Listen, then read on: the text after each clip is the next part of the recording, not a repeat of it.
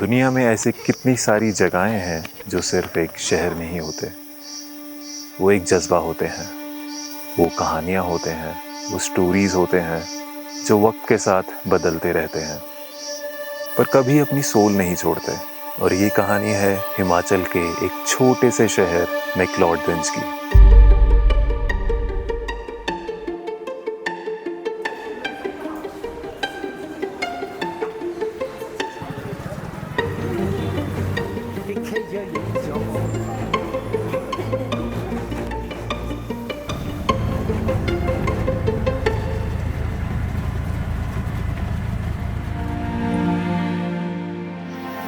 धर्मशाला का एक ऐसा हिस्सा जहाँ पीस, शांति जीने का एक तरीका है, एक लाइफस्टाइल है। 1840s में ब्रिटिशर्स ने ये जगह एक हिल स्टेशन के रूप में बसाई थी। इस जगह का नाम रखा गया सर डोनाल्ड मैक्लोड के नाम पर, एक ब्रिटिश लेफ्टिनेंट गवर्नर। ये एक ऐसी जगह थी जहाँ ब्रिटिश ऑफिसर्स गर्मियों से बचकर ठंडी हवा में सुकून ढूंढने आते थे। 1849 में यहाँ कैंटोनमेंट बनता है और 1855 तक मैक्लोडगंज और फॉर्सिथगंज एक बहुत इम्पोर्टेंट सेटलमेंट बन चुके थे।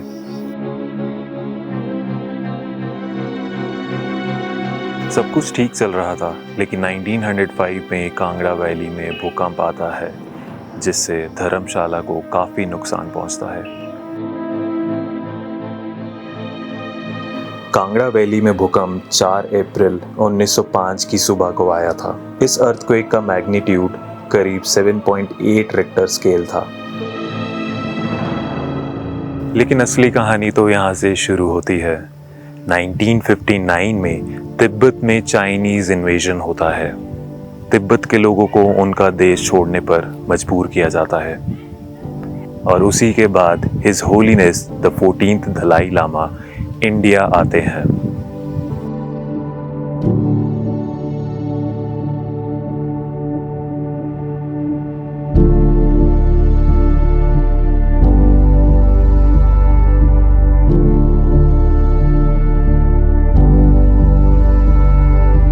Indian government his holiness Dalai Lama को शरण देती है और धर्मशाला मैक्लोडगंज उनका नया घर बन जाता है। और यहीं से शुरू होती है Tibetan government in exile. Government in exile ये एक ऐसी सरकार होती है जो अपने ही देश में रूल नहीं कर पाती, क्योंकि उसका देश किसी और के कब्जे में होता है। जब 1959 में चाइना ने तिब्बत पर कब्जा किया, दलाई लामा को अपने लोगों के साथ इंडिया आना पड़ा। इंडिया के धर्मशाला में उन्होंने एक नई सरकार बनाई, तिब्बतन गवर्नमेंट इन एग्जाइल। आज भी ये सरकार तिब्बत के लोगों के कल्चर, उनके राइट्स और उनकी फ्रीडम की आवाज दुनिया तक पहुंचाती है। Days before his 90th birthday, the Dalai Lama announced he will have a successor and laid out how they will be chosen. The Gaden Phodrang Trust has sole authority to recognize the future reincarnation, he said. No one else has any such authority to interfere in this matter. यहाँ आए लाखों refugees, monks, nuns और काफ़ी families अपनी ज़मीन ही नहीं अपनी अस्मिता बचाने आए थे। और धीरे धीरे मैक्लोडगंज सिर्फ एक शहर ही नहीं रहा, एक सांस्कृतिक केंद्र बन गया, तिब्बतन बुद्धिज्म का एपिसेंटर।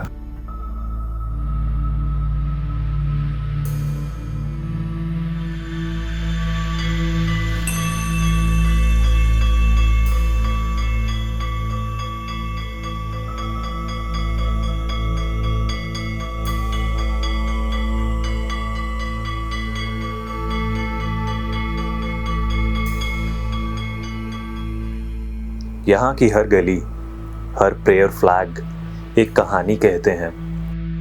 कहानी जो याद दिलाती है कि जब सब कुछ छिन जाता है तब भी विश्वास बचा रहता है। आज भी मैक्लोडगंज वही है, एक स्पिरिचुअल सेंचुरी। यहाँ पर अलग अलग कंट्रीज से, अलग अलग जगहों से लोग आते हैं। कुछ लोग आपको यूएस से मिलेंगे, कुछ लोग आपको ऑस्ट्रेलिया से मिलेंगे, कई लोग इजराइल से भी आते हैं और काफ़ी सारे इंडियंस आते हैं। ये सभी लोग सिर्फ एक चीज़ ढूंढने आते हैं, इनर पीस। लेकिन इस तेज़ी से बढ़ते टूरिज्म के साथ यहाँ की असली पहचान को भी एक नई चुनौती का सामना करना पड़ रहा है। मास डेवलपमेंट के बीच एक बैलेंस बनाना अब ज़रूरी है।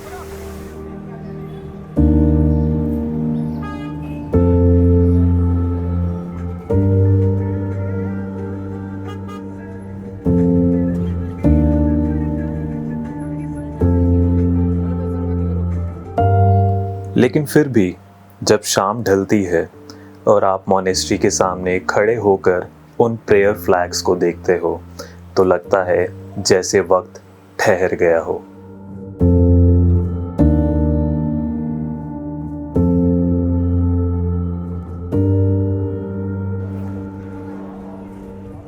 मैक्लोडगंज सिर्फ एक टूरिस्ट स्पॉट नहीं है, ये एक जगह है जहां लोग आते हैं अपने रूटीन से निकलकर, थोड़ा रुकने के लिए और थोड़ा समझने के लिए।